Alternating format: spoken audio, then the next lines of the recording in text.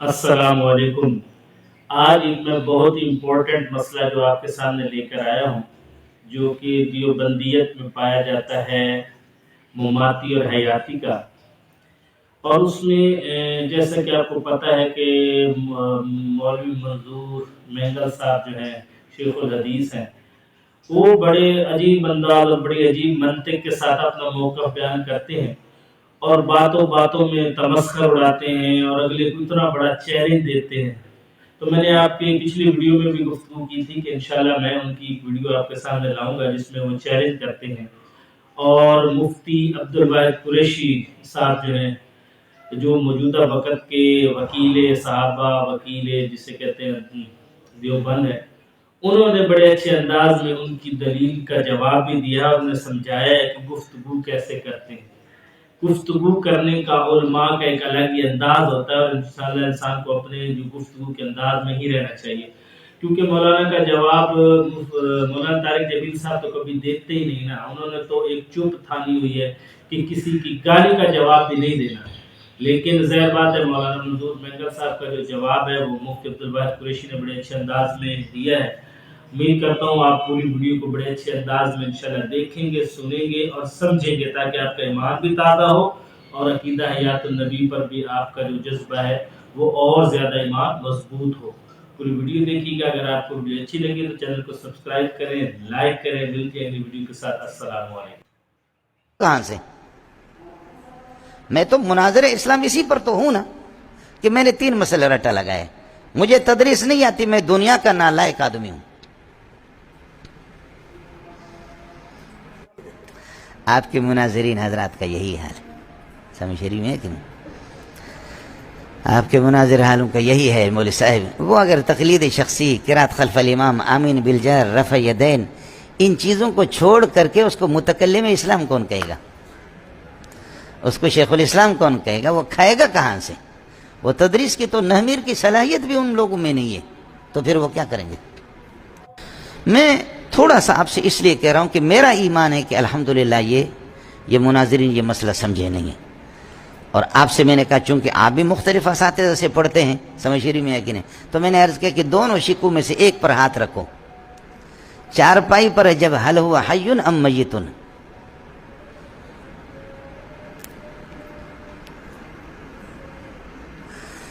تم دوبارہ جا کر کے پیدا ہو جاؤ، پھر پڑھو، پھر پیدا ہو جاؤ، پھر پڑھو، تب بھی جواب نہیں بنے گا آپ سے۔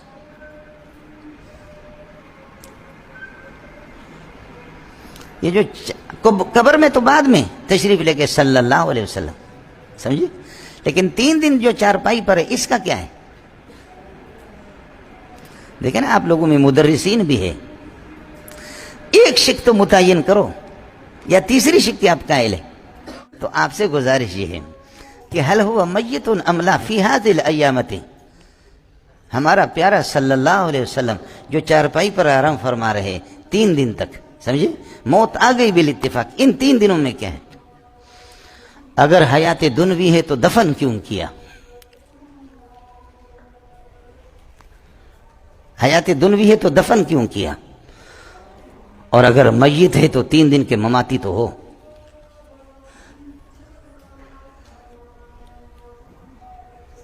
تیسری صورت بتاؤ، سمجھے؟ اس لیے یہ کہہ دو موت بھی آ گئی ہے۔ کہتے جب آپ چارپائی پر تھے تو آپ پر اللہ تعالی نے نیند طاری کی تھی، جب نیند ثابت ہوا تو حیات بھی ثابت ہوئے۔ یہ آپ کے خود ساختہ تحریف ہے۔ حضرت علی اس موقع پر آیا، فرمایا طبت حیا و میتا، بولو طبت حیا و میتا، بیٹے اس قسم کی ہواؤں سے جہاز نہیں اڑتے، سمجھے؟ یہ زور لگا لے جتنا لگا سکتا ہے، سمجھے؟ جو مسئلہ میں نے وہی بتایا، یہ تیرے مناظرین کو میں جانتا ہوں۔ صحابہ نے درود پڑھا، درود کو خود سن لیتا ہے، اگر درود فرشتے پہنچا دے تو معلوم ہو گیا کہ آپ صلی اللہ علیہ وسلم زندہ تھے، تو وہی تو دوشی ہیں، پھر دفن کیسے آپ نے کیا؟ بات تو یہ تھی، سمجھے؟ دفن کیسے کیا؟ آپ وَإِذَا الْمَوْءُودَةُ سُئِلَتْ بِأَيِّ ذَنبٍ قُتِلَتْ، سمجھے؟ آپ اجازت دیں گے کہ میں سویا ہوں مجھے دفن کرنے، میرے جنازہ پڑھنے کی اجازت ہے، دفن کریں گے آپ مجھے؟ اس لیے زور لگا پتر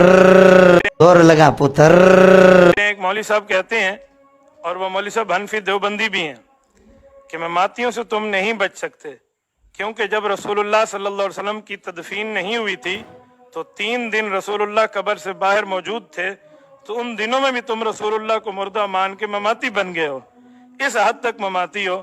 اس سوال کا جواب نہ تمہارے باپ کے پاس ہے نہ تمہارے دادے کے پاس ہے۔ انا للہ و انا الیہ راجعون۔ یہ کیا لکھے؟ حنفی ہیں، دیوبندی ہیں مولوی صاحب۔ حنفی دیوبندی تو یہ بات نہیں کر سکتا، اور اگر کرتا ہے تو عقیدے سے ناواقف ہے، یا اس کا چینل کہیں اور ہے، اس کا چینل کہیں اور چل رہا ہے، وجہ یہ ہے۔ یہ تو بہت صاف عقیدہ ہے۔ حنفی دیوبندی کو تو چاہیے تھا جو اس کا عقیدہ ہے وہ اس کی دلیل پیش کرتا نا، الٹا وہ کہہ رہا ہے نہ تمہارا باپ جواب دے سکتا ہے نہ تمہارا دادا۔ باپ دادے تو بہت بڑے لوگ ہیں، ان کو تو چھوڑو، یہ تو ہمارے بچے بھی آپ کو جواب دیں گے کہ عقیدہ حیات النبی کس کے لیے ہے یار۔ یہ گستاخی کی باتیں ہیں، غیر محتاط باتیں، ان سے بچیں۔ یہ مجھے نہیں لگتا کوئی حنفی عالم ایسے کہہ سکے۔ یہ السلام کو زندگی ملی ہے تو وفات تو کل نفس ذائقۃ الموت، ایک ذائقہ ہے، اس کے بعد فوراً عالم برزخ، عالم قبر کے حالات شروع ہو جاتے ہیں۔ وفات کے فوراً بعد وفات شدہ آدمی ابھی چارپائی پہ ہو، وہ عالم قبر، عالم برزخ میں پہنچ گیا، اس کے ساتھ آخرت کے معاملات جاری ہیں۔ میری نہیں مانتے؟ صحیح بخاری جلد نمبر 1 کتاب الجنائز کی، اس مولوی صاحب کو تو نے حدیث پاک نہیں پڑھی؟ امام بخاری روایت جواب تمہارا باپ بھی نہیں دے سکتا، دادا بھی نہیں۔ مجھے نہیں لگتا، اگر یہ مولوی صاحب حنفی دیوبندی ہے تو خدا را میری آواز ان تک پہنچائیں کہ احتیاط سے گفتگو کرنا سیکھیں۔ وَتَوَاصَوْا بِالْحَقِّ، قرآن کہتے ہیں شبہات توڑنا سیکھو۔ حق کی دعوت دو گے شبہات ٹوٹیں گے۔ یہ تو شبہات بنا رہے ہیں، شبہات بنانا حق والوں کا کام نہیں ہے، شبہات کو توڑنا حق والوں کا کام ہے۔